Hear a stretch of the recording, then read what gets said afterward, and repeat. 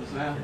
Mais hoje, mais um dia aqui na Terra, mais uma Semana Espírita, aniversário do Centro, sempre sou convidado, sou aniversariante também, mas, apesar de não parecer, fiz 56 anos, dia 3 de julho, então,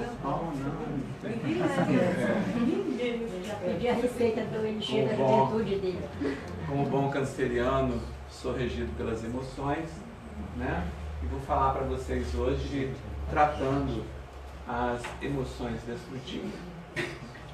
Na realidade, assim, do ponto de vista médico, é uma pretensão minha falar desse tema, assim, dando uma certeza desse tratamento. Nós vamos ver que tudo que se refere à doença está ligado a essas emoções.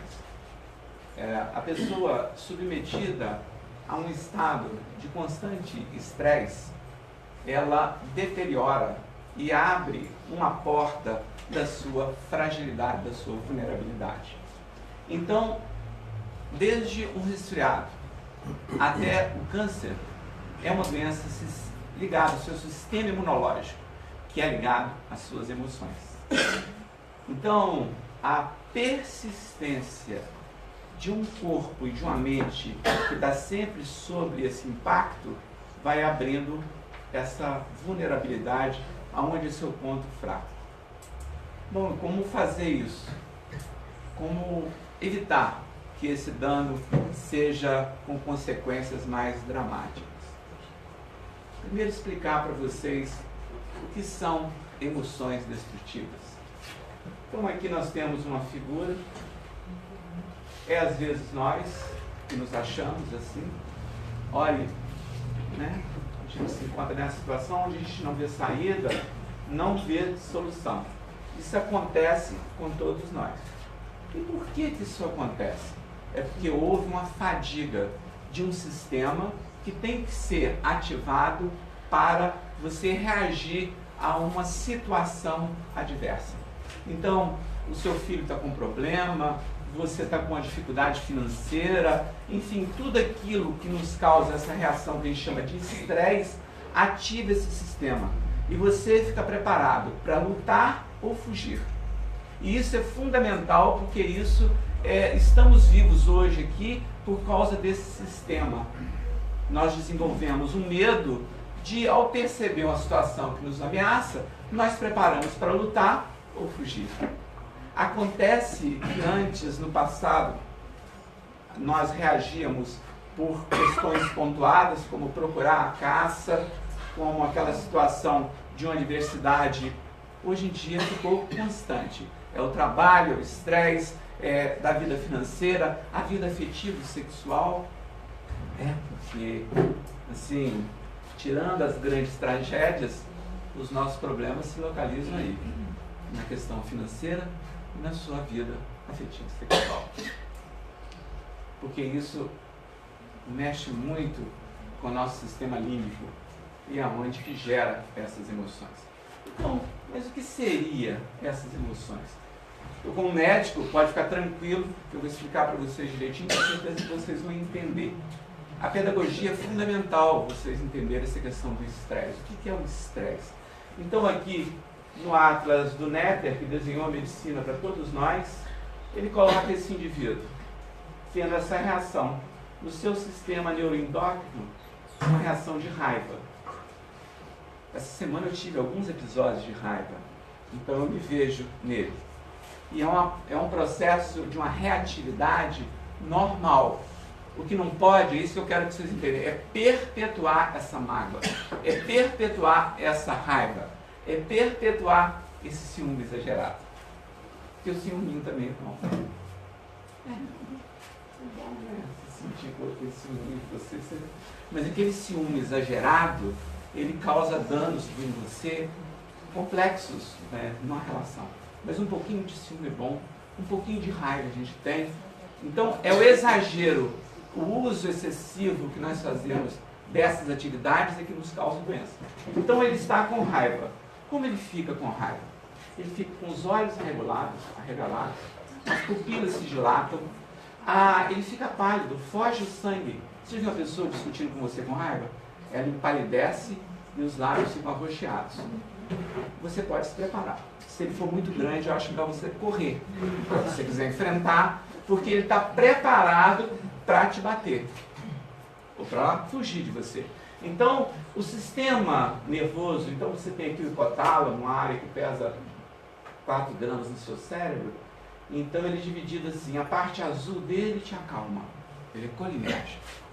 É quando você tem fome, quando você dorme bem, quando você vai namorar, você precisa de uma reação sossegada. Você não pode ficar, você não consegue fazer nada disso, não é verdade? Então, a parte vermelha dele é o sistema adrenérgico. Ele chama sistema nervoso simpático. Ele era para chamar antipático. Porque ele te prepara para você ficar pálido, com os olhos arregalados, a digestão para tudo, você não reage. Assim, internamente as suas glândulas ficam numa condição, porque você vai jogar o seu sangue para os seus músculos e para o seu coração, porque você vai lutar ou fugir. Imediatamente, uma outra reação vem aqui em cima dos seus rins, você tem a glândula suprarrenal, e ela despeja em você cortisol e adrenalina. Então, o seu eixo HPA, hipotálamo, pituitária, que é sinônimo de hipófise, e adrenal. É esse eixo que fica ativado. Então, quando você estiver muito estressado, agora que estão assistindo a palestra minha, vocês vão falar, nossa, meu HPA está muito ativado. E é isso que acontece. Então, o HPA seu ativado te prepara para a luta ou para a fuga. É necessário? É necessário. Mas de vez em quando. Não ele ficar sempre assim. Entenderam que essas reações de ciúme, de raiva e principalmente todo esse circuito é acionado pelo medo. O medo é a emoção primária que nós temos. Uma pessoa muito agressiva, muitas das vezes ela é muito medrosa, então ela avança em cima de você. Um gato, ele fica todo eriçado com essa reação, os pelos ficam arrepiados, e se não tiver como fugir, ele voa em cima de você. Não é verdade? Então essa é uma reação de ativação do eixo HPA. É isso que a gente chama de estresse. E ele, por exemplo, eu estou com o meu HPA agora ativado. Quem falou? Foi ela que falou, não. Ficou nervosa. Foi ela que falou, nossa, você está suando. Olha para mim, vocês vão ver o HPA ativado. A minha pupila está dilatada, eu estou meio pálido, né? Sem fome nenhuma. Não estou com vontade de comer agora. Eu estou com estresse. E a minha periferia fecha, porque eu fico preparado para lutar ou fugir. Porque o sangue meu some da periferia e vai para o coração e para o meu cérebro. E a minha respiração está um pouco acelerada. Eu preciso oxigenar o meu pulmão. Vocês querem ver uma prova disso? Querida amiga, a minha mão está morninha, quentinha ou gelada? Super gelada. Super gelada. Então eu estou sob a ação do cortisol e adrenalina. Eu estou numa reação que eu tenho que lutar ou fugir. Eu não tenho como. Eu tenho duas opções. Eu termino de fazer a palestra, eu falo, gente, não dá não, vocês me desculpem, sai correndo.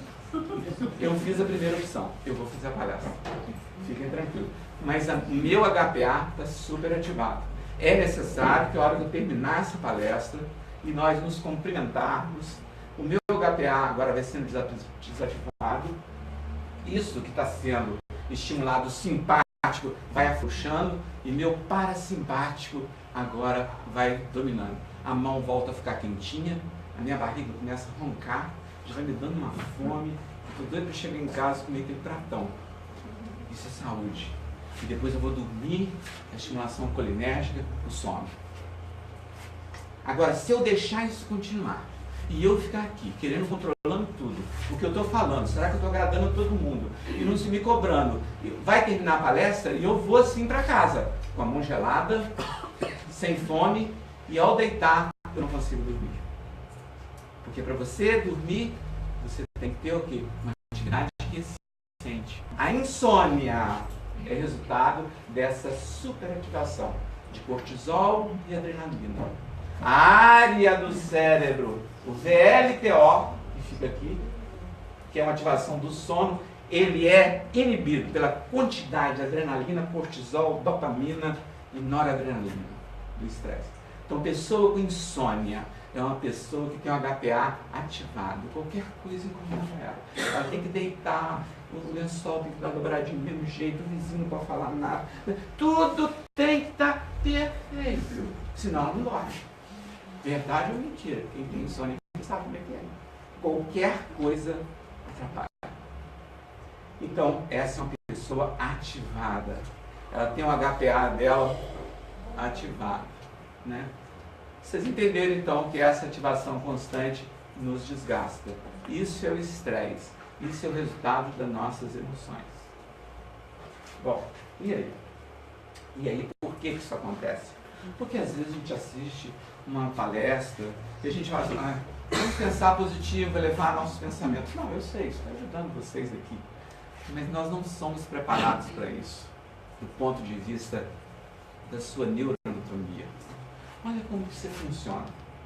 Aqui tem um cérebro, aqui uma cobra. Foi tirada a calota craniana, os seus olhos recebem a imagem da cobra, vai até uma estrutura do seu cérebro que recebe toda a sua captação de senso-percepção, que é o tálamo. Ele encaminha isso para o córtex. O córtex desenha a cobra, o seu globo frontal analisa e você vê que é uma cobra e é um perigo. Você vem aqui e ativa a sua amígdala. E a amígdala é o circuito do medo. E vem um aviso para você, corre! Imediatamente você fica com aquela reação. Você empalidece, o coração dispara e você corre ou você enfrenta. Todo esse circuito de olho, tálamo, córtex e amígdala dura 42 milissegundos. Então você teve uma reação, você viu a cobra, você analisou, será que isso é uma cobra? O seu córtex frontal pensou, não, com certeza é uma cobra, foge, você foge. Só que notou que esse sistema seria muito assim elaborado demais, e isso poderia dar problema para você, ele tem que ser mais rápido.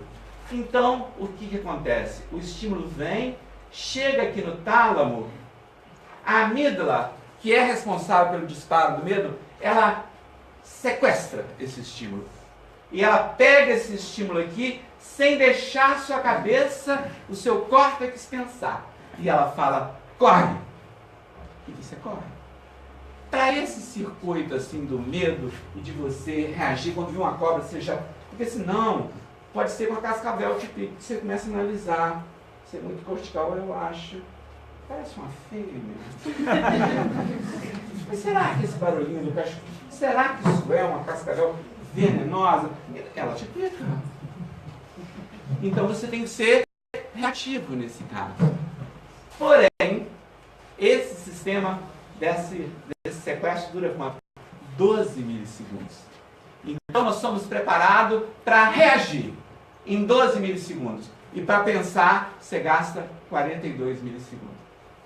Esse problema complica quando você chega no lugar, tem duas pessoas que você não gosta e uma que você gosta. E na hora que você chega, todo mundo para de falar. O que você pensa? Estão falando de mim.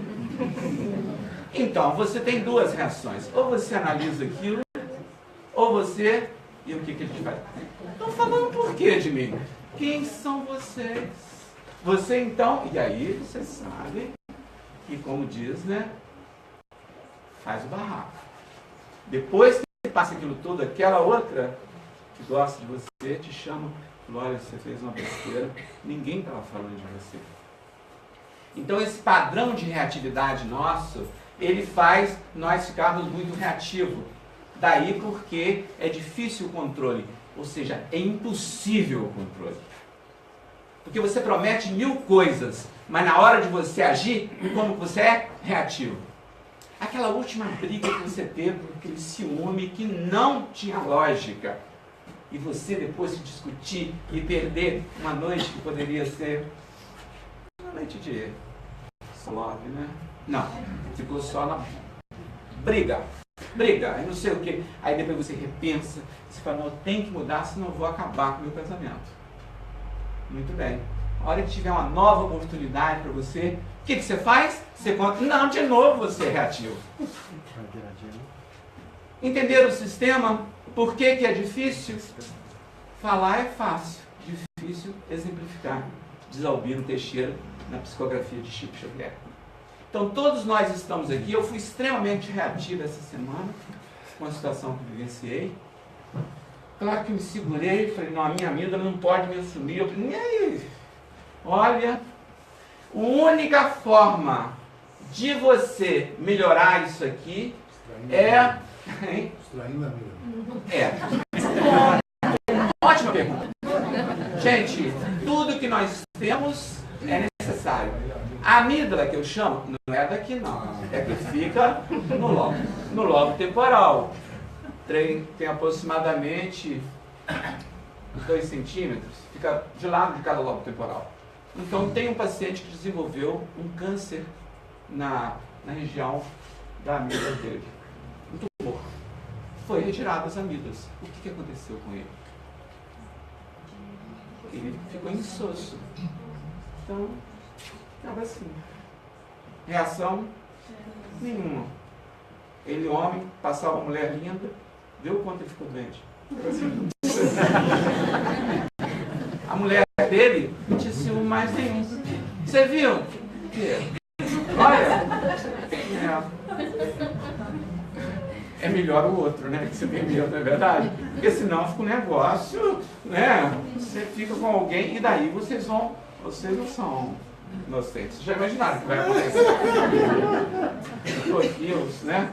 Mas vocês já imaginaram o que vai acontecer. Porque é na amígdala também que está registrado as suas cenas mais tórridas. E que nós precisamos, nós estamos encarnados. Verdade me tirou, acabou a palestra. Não, verdade. Trazer o equilíbrio dessas emoções é a grande... Nós estamos na carne para vivenciar. Diz Tiago, bem-aventurado, parece que está em Tiago 1,12, um homem que sofre tentação.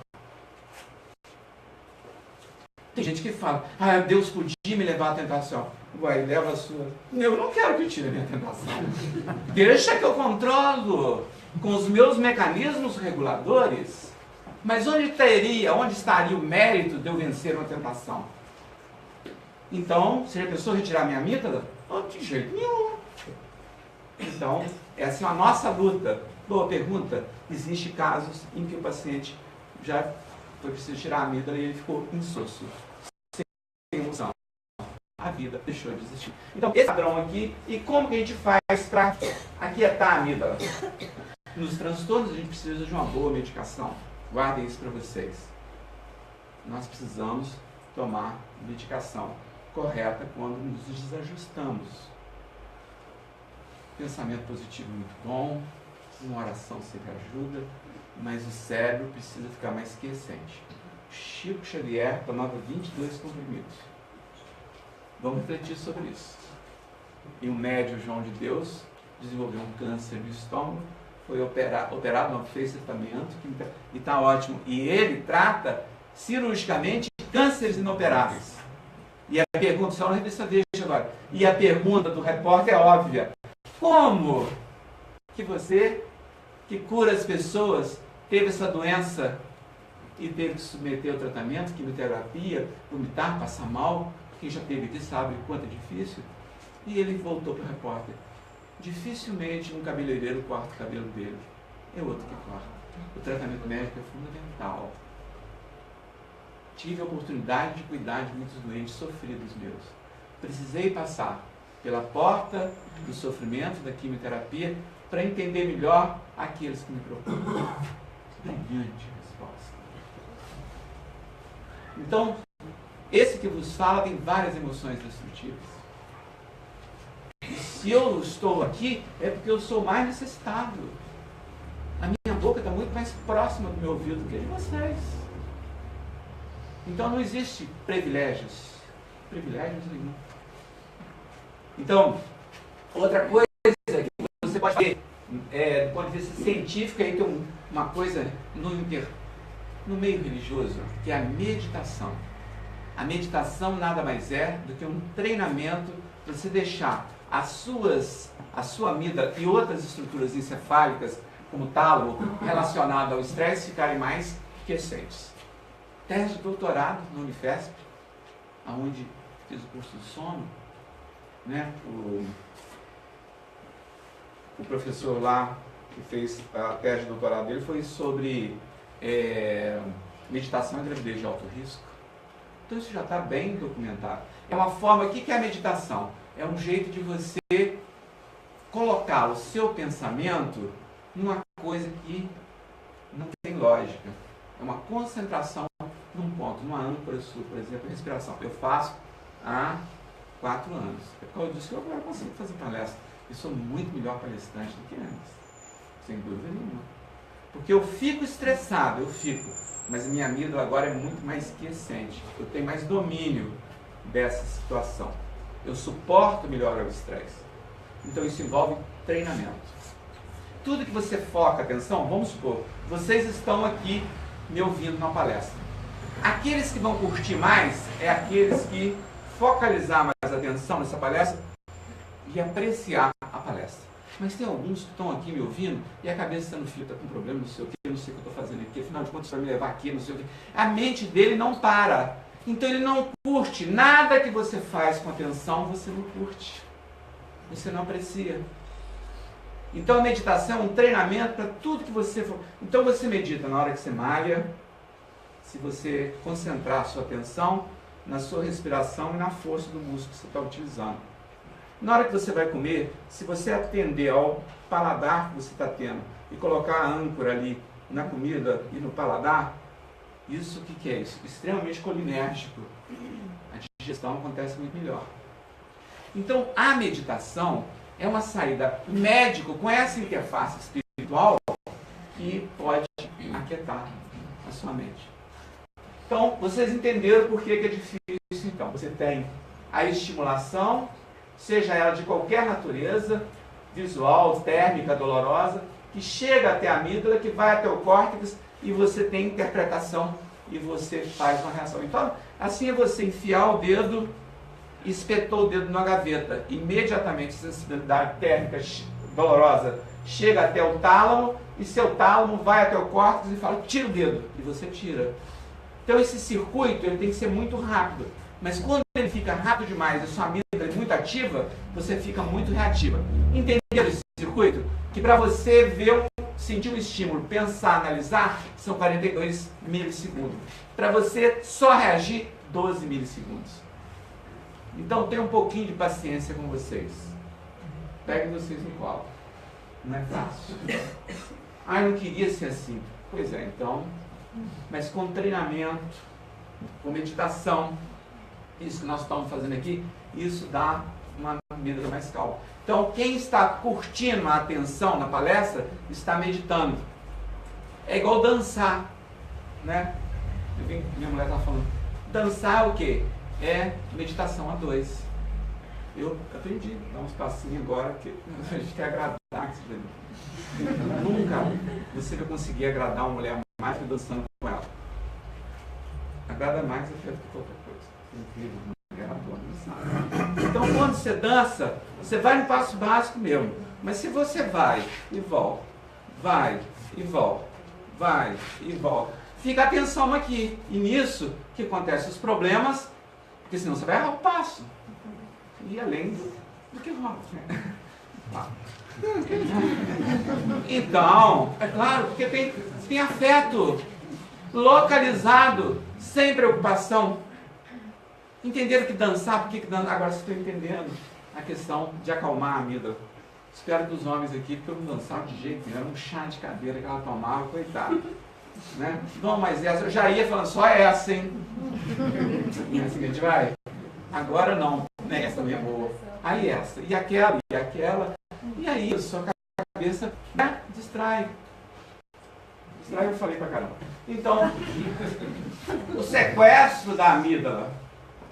Eu quero mostrar para vocês que Jesus teve esse sequestro.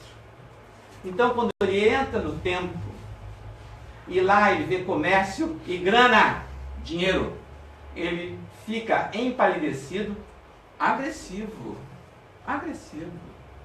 não façais a casa do meu pai casa de negócios. João 2,16. Olha que gravura linda, né? Documentando uma reação de Jesus de estresse. O dinheiro. 1 Timóteo 6,10. O apego ao dinheiro é a raiz de todos os males. E nessa cobiça, alguns desviaram da fé, transpassaram si mesmo, cursando com grandes dores. Apego, exagero.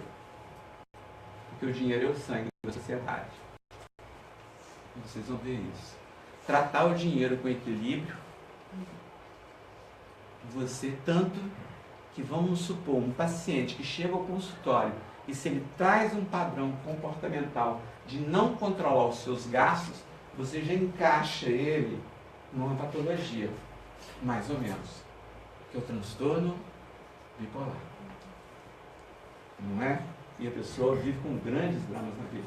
Então, saber da importância do dinheiro que ele tem, sem ele nada ocorre, mas não ter um apego excessivo, que isso é motivo de grande sofrimento e grandes problemas, inclusive no meio religioso. Dai de graça o que recebeste de graça. Religião não é lugar de ganhar dinheiro. Haja visto pelo palestrante. Quanto que foi meu cachê? Não, isso não tem nada a ver. Bom, na verdade, isso tem um outro ramo. Tudo bem que eu sou médico, mas enfim, na casa espírita não combina isso. E isso nós estamos amparados pelo Evangelho de Jesus. Dinheiro é muito bom. Sem ele você não tem paz. Tenha disciplina com o seu dinheiro. Valorize o seu dinheiro. Porque aí tem o sabor da vida. Uma coisa que você... aquela ambição natural, gostosa de você ter as coisas. Então isso é fundamental. Então, até Jesus teve o sequestro da amígdala, mostrando para vocês que essas emoções podem acontecer. E aí, se a amígdala é assim, agora vocês entendem por que técnicas de higienização mental que não funcionam. Está no livro de Código de Inteligência Emocional do psiquiatra Augusto Cury, que você já deve conhecer. Então, coisa que não funciona. Tentar parar de pensar. Vocês conseguem? O cérebro é uma produção de pensamentos intensa. Doutor, mas você não falou da meditação? Então, a meditação é uma técnica que você vai usar, eu já aparece sobre meditação, onde você vai colocar a sua mente num lugar, uma âncora, e vai parar de ter aquele fluxo de pensamentos. Então, é um jeito de você driblar, mas não parar de pensar, mas é uma técnica. Então, parar de pensar. Tentar esquecer. Você consegue esquecer aquela mágoa? Se fosse assim, muitos assassinos não teriam cometido o crime que fizeram. É porque ele não conseguiu esquecer, aquele tapa na cara, aquela agressão do outro, pois ele fica maquinando aquilo enquanto ele não executa. Ele pode até arrepender, mas ele não consegue esquecer. Tentar se distrair. Vocês já tentaram se distrair quando vocês estão com a mente preocupada com uma coisa? Pegam vocês com um grande drama e levam vocês para uma praia no Nordeste. Com tudo pago. E vocês se sentindo um mal terrível. Por exemplo, igual essa pessoa que vos fala, quando eu fui para Búzios com pancreatite. Nossa, horrível. Todo mundo lindo, bronzeado, alegre e feliz. E eu com dor, triste, feio e abatido. Você se sente, Deus esqueceu de mim. Porque você convive só com coisa linda. Você vai conseguir se distrair com a dor aqui? Não. Distração é bom. Quando vocês estão aqui, coloca alguém aqui com a síndrome do pânico assistindo minha palestra. Não consegue. Uma cólica renal, vocês já imaginaram que vocês assistiram? Doutor, até que horas que vai isso aí? Porque a pessoa não consegue. Então tentar se distrair também não dá? Tentar mudar de ideia. Você não consegue. Hoje, estou conversando com a paciente sobre determinadas situações e eu vi o quanto é difícil mudar de ideia. Um psiquiatra meu, amigo, numa paciente, na hora que ele começou a falar sobre Freud e as verdades freudianas, que o Freud é simplesmente no meu conceito, imbatível em muitas de suas colocações, dizer que na hora que viu, a paciente estava assim, amém, Senhor, talvez exorcizando ele. Por quê? Diante do pensamento dela, ele falou, Nelson, eu tive que mudar rapidamente meu discurso, porque eu comecei a agredir, porque a pessoa tem uma ideia, você confronta com outra, né? Você tem que, a pessoa não vai mudar, ninguém muda de ideia, ninguém muda.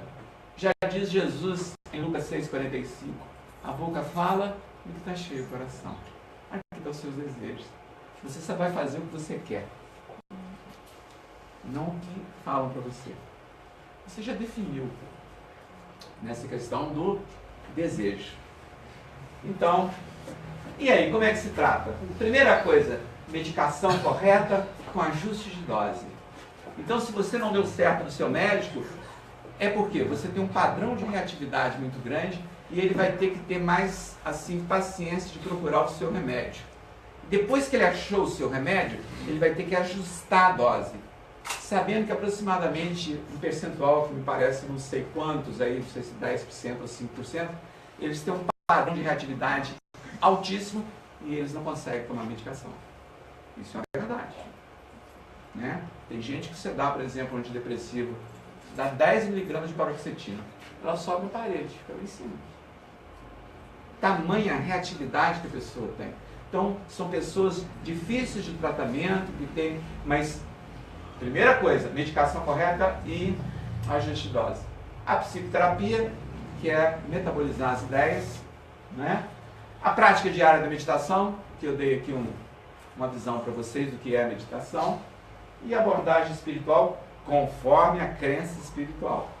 Não tenta ficar convencendo os outros, não tenta falar de reencarnação em alguém que acredita em ressurreição. Não tenta falar com alguém que Jesus não é Deus. E também não tenta também exaustivamente a catequizar um ateu convicto. Ele vai achar isso muito engraçado. Criacionismo e evolucionismo. É a palestra de amanhã. Quem que está certo, doutor? Olha, como dizia o apóstolo Paulo, escutai tudo, retém o que é bom. Faça isso. Porque tem coisa boa no evolucionismo, que eu adoro Darwin, e tem coisa que, aquela definição da primeira pergunta do Livro dos Espíritos, o que é Deus? Né? O que é Deus? Monsieur Kardec, inteligentíssimo, pergunta para o Espírito de Verdade. Ele responde, inteligência suprema, causa primária de todas as coisas. Olha bem o que é essa resposta. Foi isso que eu falei na minha primeira aula no Instituto do Sono, lá em São Paulo, quando o professor Tufik levantou essa questão de que seria bom se existisse Deus. Será? E aí eu levantei o dedo, coisa de maluco, primeira aula, né? E ele falou, diga, aluno, tem uma definição? Eu falei, inteligência suprema, causa primária de todas as coisas. Ele, boa definição. Impressionante. Um homem de ciência, um neurologista, mas ele ficou, porque é muito profundo, é colocado, mas é muito profundo isso, né? Então são várias as colocações aí. É uma palestra espírita, eu não podia deixar de colocar aqui o meu posicionamento, mas eu tenho muito da questão da filosofia, da ciência, e eu aproveito tudo e vou fazendo uma composição daquilo que é legal e daquilo que tem lógica. Aí tá, a questão do nosso sofrimento. Bom, aí a causa de todo o sofrimento humano está no desejo e no apego. Sem dúvida. Esse que era um príncipe e ele teve uma grande sacada de ver isso. Porque 560 anos antes de Jesus, ele, um príncipe, ele desceu o palácio e caiu o microfone.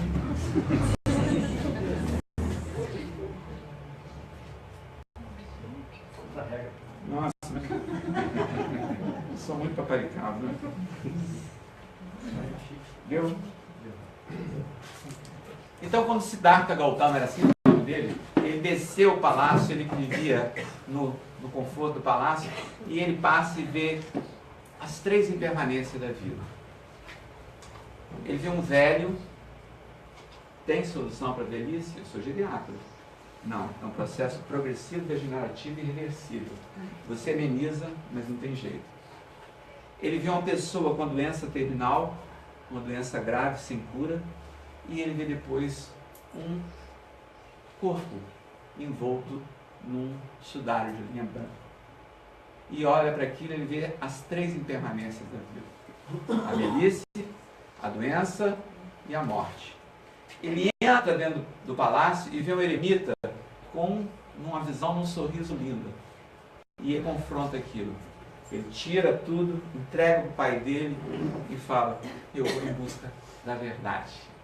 E deixa toda a teoria do desapego, vivendo ele o desapego. Porque o que a gente vê, muita gente falando em desapego, mas ele é apegado. Aí não dá.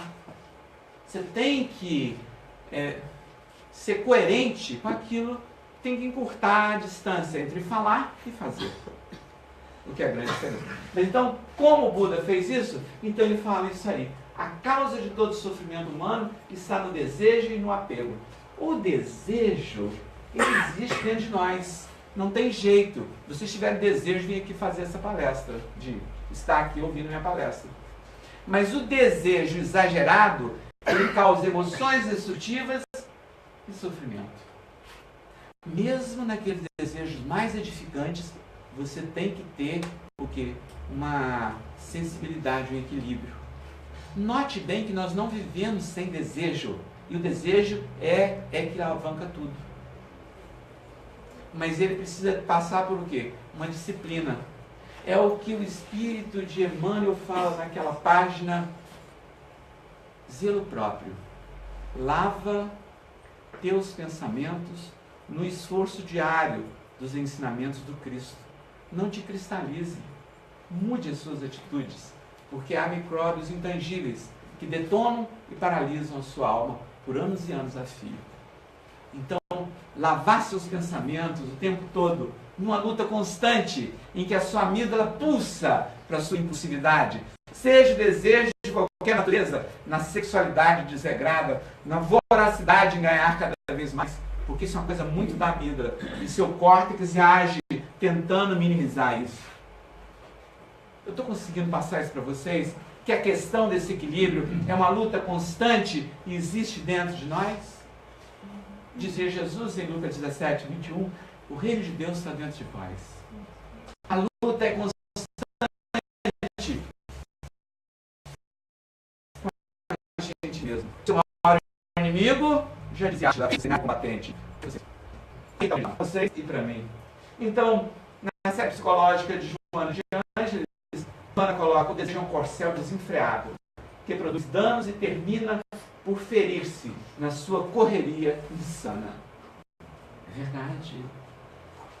E trazendo consequências dramáticas para todos nós. Eu estou começando a ler um livro, se chama, e meu filho começou também, Sexo e Destino. Muito bom. Sexo e Destino. André Luiz. Muito bom. Chico Xavier, um homem que nunca teve relações sexuais, contando as tramas do envolvimento da sexualidade, de como nós nos perdemos, de como as coisas acontecem. E ele, numa colocação brilhante que eu adorei, quando ele vê aquele homem envolvendo com a mulher mais nova e tendo amor pela mulher, que ele a considerava, Nemésio ama a mulher, mas Marita mexe com a sua amígdala. E André Luiz, de longe, olha aquele homem que era todo fechado e agora tem ares de adolescente, apaixonado pela Marita. E André questiona: se fosse eu, não faria a mesma coisa? Aí está a complexidade da coisa. Nunca julgar, mas sabendo que vai ser uma luta sua e só sua, dos seus instintos da animalidade inferior e de uma córtex mais iluminada. Mas, como diz aquela canção católica, a decisão é sua, a decisão é sua. Me lembrando quando eu era coroinha, né? E ajudava. Acho que sempre serei católico também. As minhas raízes são muito fortes no catolicismo, né? O espiritismo é uma filosofia.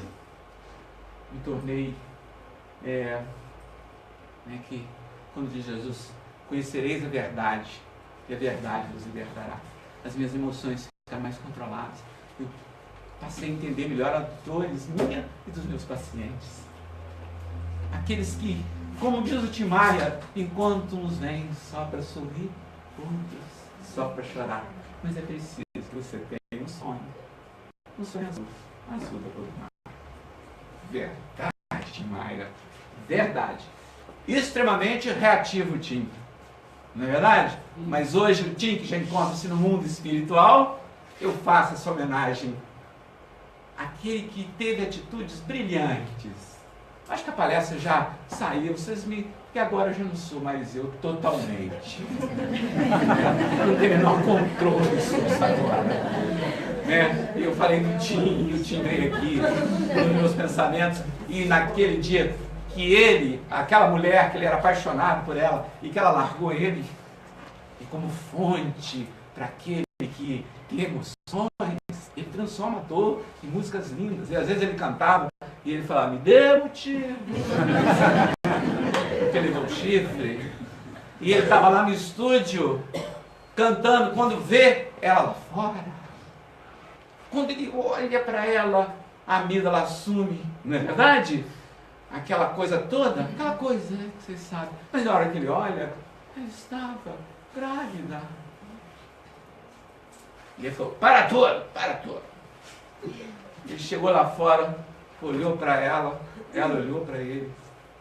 Estava grávida. Mas era a mulher que ele gostava. Acho que eu tinha que aqui, né? E aí ele chorou pelo que aconteceu e abraçou o amigo dele, que não tinha a sensibilidade do Tim, falou com ele, voltou, está grávida.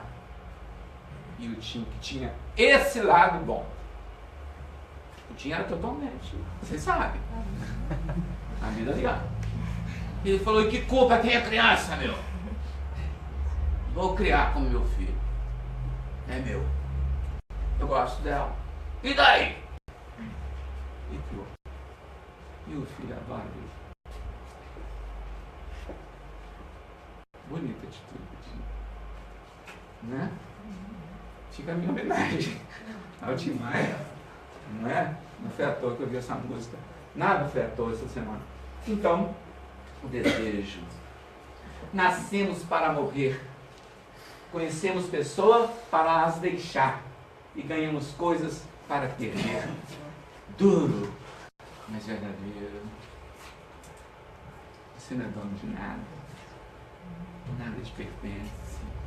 Esse transtorno que você tem, que você fica controlando tudo. Tudo. E a gente que é médico, a gente percebe. O transtorno obsessivo compulsivo, o TOC, que é o quê? Um controle de você repetir as coisas, porque você tem uma ansiedade enorme. Fazendo, então vem na sua ideia, que é o que a gente chama de obsessão, você precisa fazer isso, você precisa lembrar disso. E você desenvolve agora um mundo de rituais, que são as compulsões.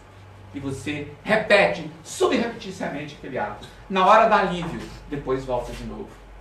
Semana passada eu estava caminhando com a minha esposa, e aí de repente, e a gente observa, o terapeuta tem muito disso, né? Você aprende a ficar, você tem que fazer diagnóstico de todo mundo, né? Eu já fiz diagnóstico de algumas coisas aqui. E aí de repente, ele veio andando, parou, subiu no murinho, pensou alguma coisa, pulou e continuou. Eu falei, toque. Ele passou, quando ele viu aquilo ali, eu já saquei.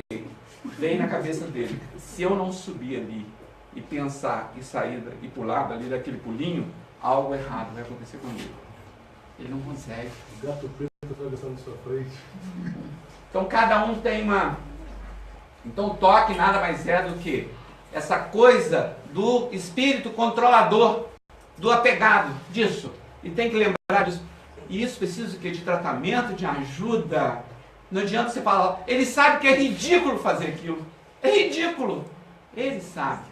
Por causa disso que ele tem o quê? Uma neurose, ele não é um psicótico. Um psicótico faz e acha que é normal aquilo. Ele não. Ele fala, é ridículo, mas eu tenho que fazer. Você já viu você fechando o gás alguma vez no lar, conferindo de novo?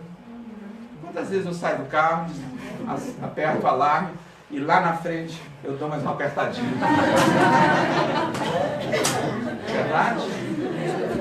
Não é verdade? Você fala, gente, mas eu apertei. Se você não apertar, quem sabe? Né?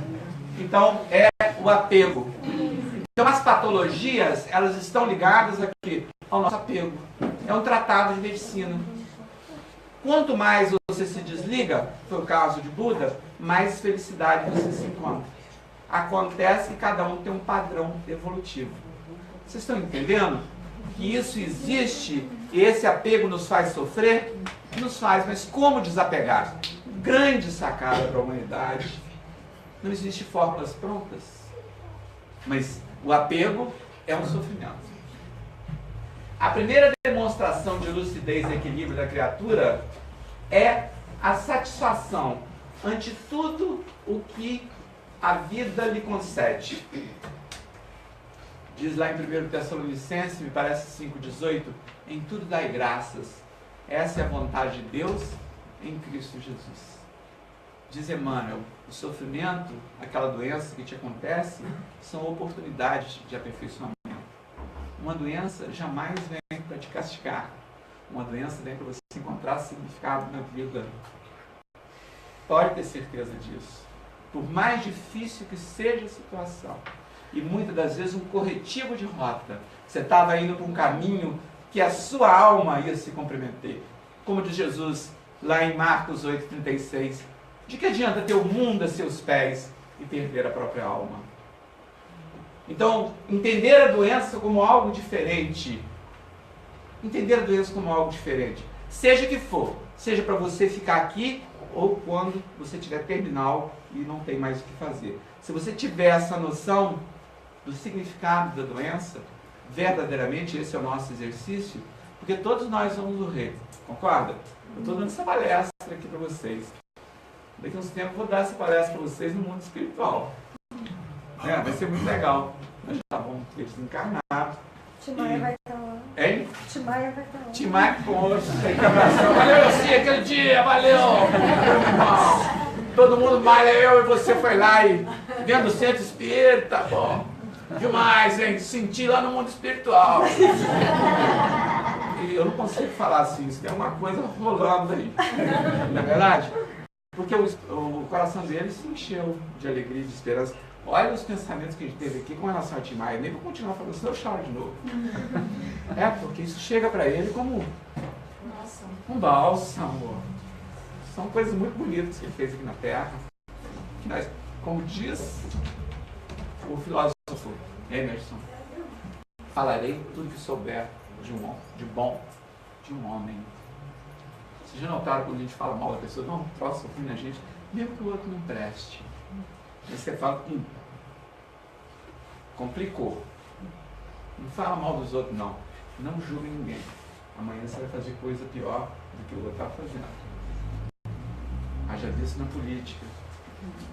Não julgaram tanto que o outro é isso, que o outro é aquilo. O que aconteceu? Com a mesma medida que medirdes, vos medirão, diz o nosso querido Jesus. O homem sabia o que ele falou, né? Então, está aí a questão da aceitação. E aí nós vamos no Livro dos Espíritos, que não é um livro de religião. O Livro dos Espíritos é uma bomba que caiu em 1857. Né? É um livro de revelação. E aí a pergunta 909. O homem sempre poderia vencer suas más tendências mediante seus próprios esforços? Não é isso que a gente está falando aqui? Isso, sim. mesmo. E às vezes com pouco esforço. O que lhe falta é a vontade. Como são poucos que se esforçam entre vós. Realmente. A pessoa fuma, não para de fumar de jeito nenhum. Tem um acidente vascular cerebral, para de fumar. note que a gente precisa ter, a gente consegue vencer, mas precisa ter esforço, tem que ser transpirante, e o mérito tem que ser seu. A mãe quer viver para o filho, quer que faz isso, faz aquilo, não adianta, ele vai ter que caminhar com as próprias pernas. Não é verdade? Então precisa do esforço. E qual o meio mais eficaz para nos melhorarmos nessa vida e resistirmos à solicitação do mal? Um sábio da antiguidade nos disse: conhece a ti mesmo. Está lá no muro de Delfos. Dizem que é a frase, dizem que é de Sócrates, essa frase. Sócrates, né? O que é conhece a si mesmo? Passe em revista todo dia, ao final do dia, e vê se você fez para o outro o que você gostaria que fizesse para você. E se naquele dia você fosse chamado, se você está preparado a retornar. Porque essa é a questão toda. Lá em Lucas 12, acho que 12, não sei se é 12, 20, bom, está lá em Lucas.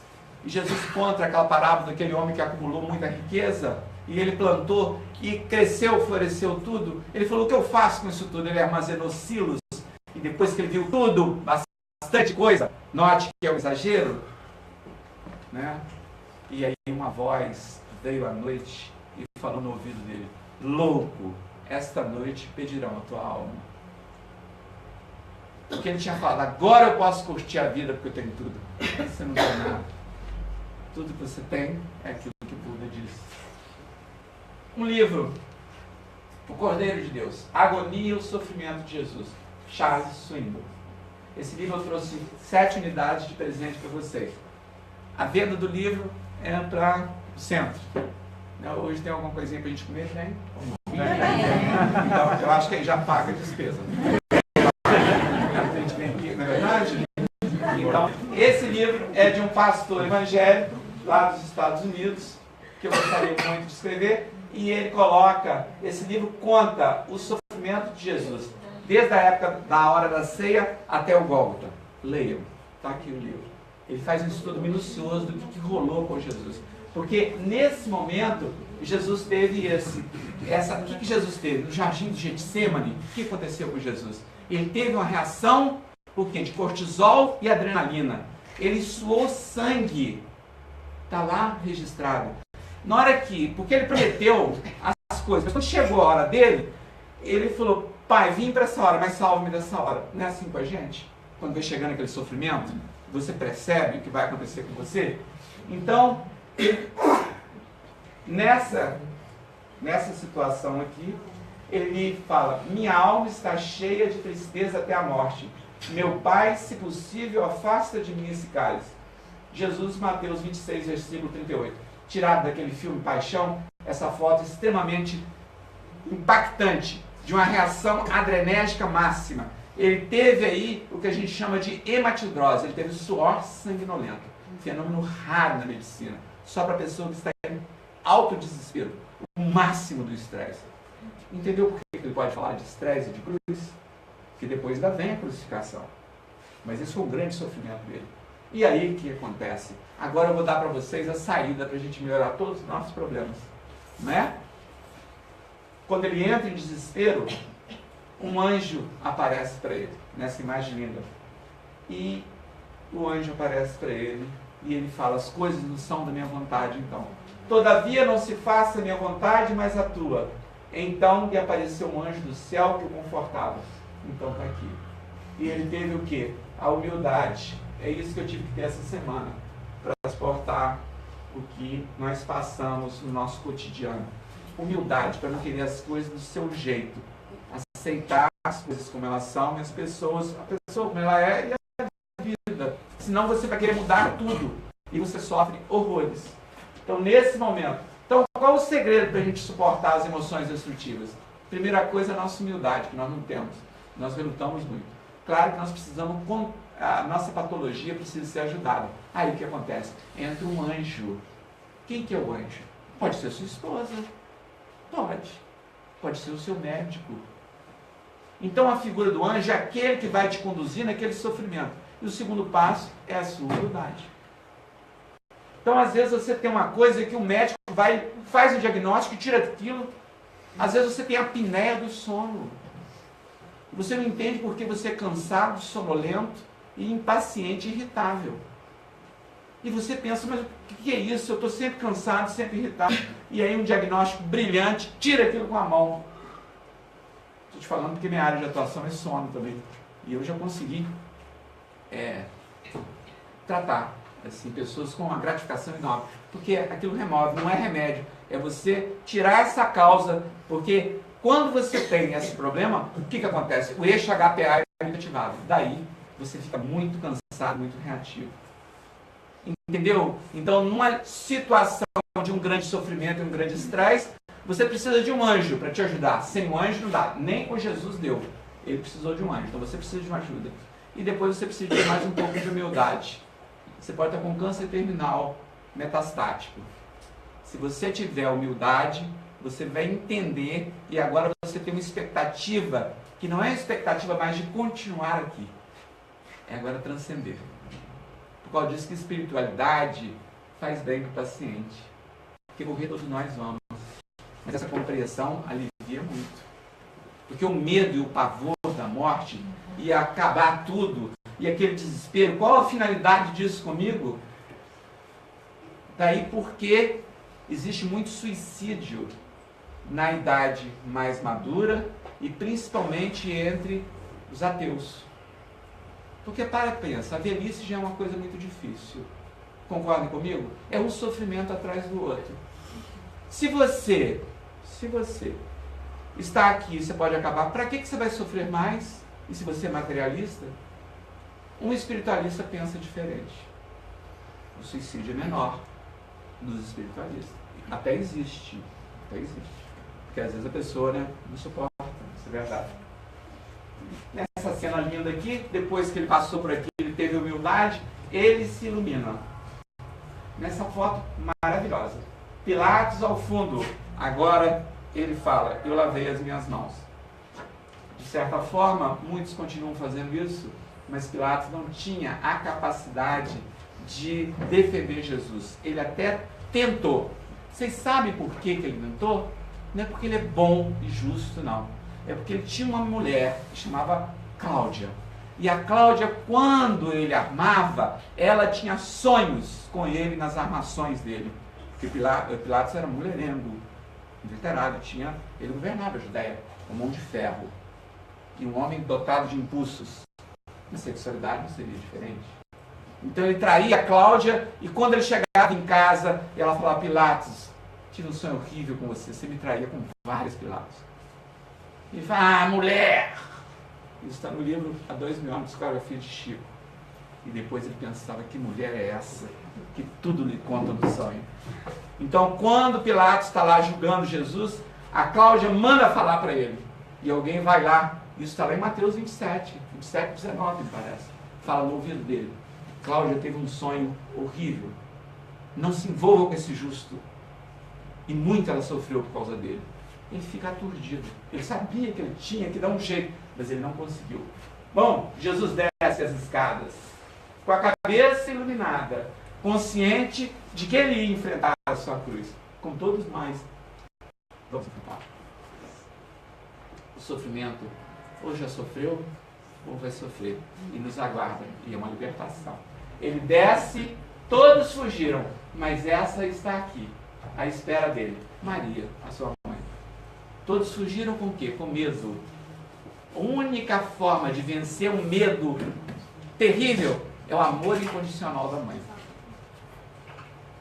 Você fugiria porque vão matar seu filho? Você fala, me mata. Qualquer coisa, mas um amigo abandona o outro. Como Pedro abandonou Jesus. E Jesus falou, antes que o galo cante, você me negara 3 vezes essa noite. Ele falou, jamais, eu daria minha vida por você. Não deu. Ele foi dominado pelo medo. A situação adrenérgica, aquela reação no eixo HPA. E entre lutar e fugir, ele fugiu. E todos nós fugiríamos. Quem queria ser crucificado aqui? Pedro negou Jesus 3 vezes. Eu negaria 10. Essa é a verdade. Não é? Então, ele desce com a cabeça iluminada. De outro lado, um homem todo posudo. todo paramentado da sua riqueza, e olha para Jesus com desprezo. O apego e o desapego. E ele pensou, como pode esse homem descer assim para as escadas para segurar a sua cruz? Como aquele bilionário texano, quando encontrou com Teresa de Calcutá cuidando de alguém que se encontrava com uma doença grave, limpando as suas chagas, e ele falou, por dinheiro no mundo eu faria isso que você faz. E Teresa olhou e falou, por dinheiro também eu não faria. Linda Teresa de Calcutá. E agora a gente chega no final da palestra, 9 e 3 minutos. Passei 3 minutos, vocês me desculpem, viu? Aí a gente entra no máximo do desapego, porque eu levei vocês ao máximo. Eu mostrei as doenças irreversíveis, o sofrimento, tudo nosso. E agora tem o quê? A morte, que é o nosso maior desapego. Se eu for primeiro, vocês já estão convidados, porque o meu velório vai ser com a música do Roberto Carlos, O Portão. Eu voltei agora para ficar, porque aqui é meu lugar, lá não é aqui, não é verdade? Mas enquanto, mais para frente, tá bom, né? Eu estou gostando aqui, vou fazer palestra lá, mas estou gostando de fazer aqui, rapidinho, né? E vocês sorriram hoje, eu também, e a semana foi tão difícil, e agora compartilhamos essas coisas, então eu quero viver mais. Então, mais um pouco. Mas se for, vocês vão ver que é muito bonito. Então, quanto à morte do corpo? Isso está no livro Obreiros da Vida Eterna, do nosso querido Chico Xavier, psicografia de André Luiz. Aqui, o pai, com a doença grave. A viúva aqui do lado, né? Ele já nos despertou da doença grave. A viúva sendo confortada pelo neto, a filha do lado. O médico dedicado, porque não tem essa de, não tem jeito, paciente terminal, não quero, eu só gosto da glória da cura.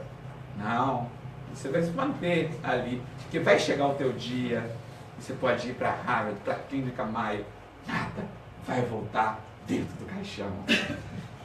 Essa é a verdade. Entender isso é fundamental.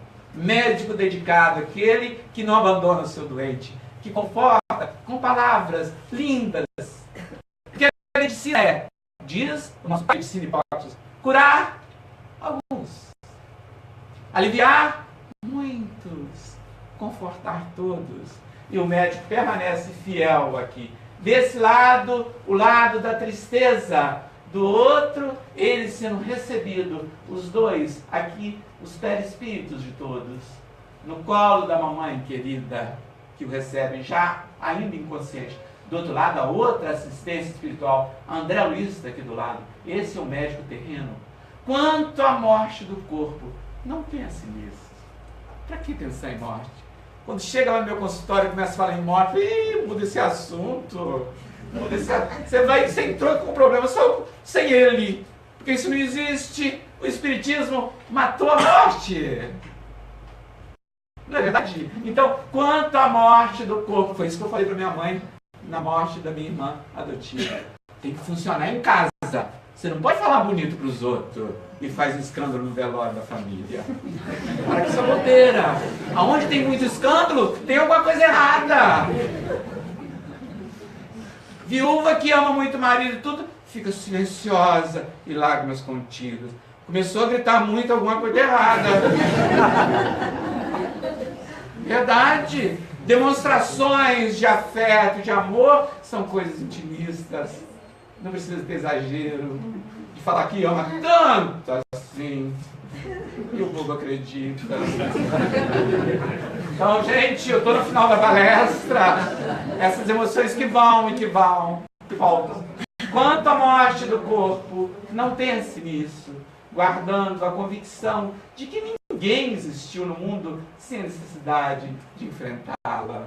Então eu fecho aqui com essa expressão maior do nosso desapego. Gente, eu adorei. Bem, a gente volta de novo. Tá certo? Fiquem com Deus. Prazer enorme.